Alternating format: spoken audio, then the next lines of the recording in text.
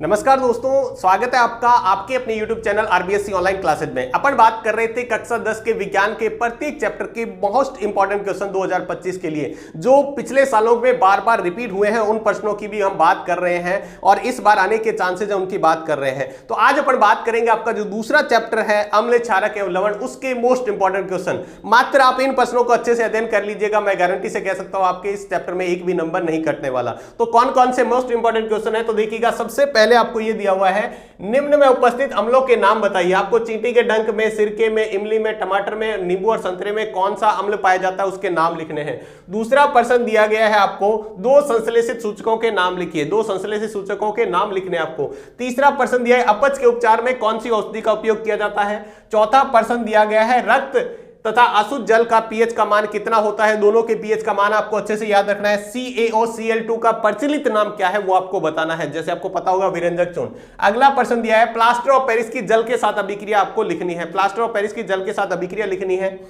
एक ताजे दूध के पीएच का मान 6 है। दही बन जाने से, अगर दही बन जाने पर इसके पीएच के मान में क्या परिवर्तन होगा समझाइए। अगर ताजे दूध का मान 6 है पीएच का, तो दही बनेगा तो इसके पीएच में क्या परिवर्तन आएगा। अगला दिया, कठोर जल को मृदु करने के लिए किस सोडियम यौगिक का उपयोग किया जाता है।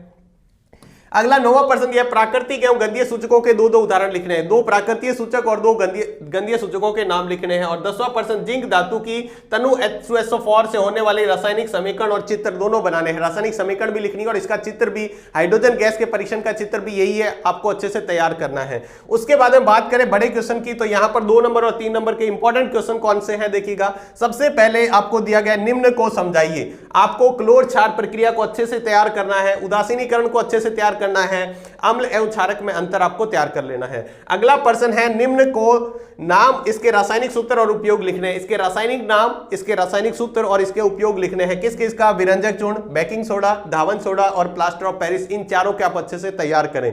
अगला प्रश्न दिया है, कारण बताइए, अम्ल जलीय विलयन विद्युत के चालन क्यों करते हैं। अम्लीय विलयन जो होते हैं वो विद्युत का चालन क्यों करते हैं। और दूसरा है, पीतल एवं तांबे के बर्तन में दही या खट्टे पदार्थ को क्यों नहीं रखना चाहिए। दोनों कारण आपको बताने हैं।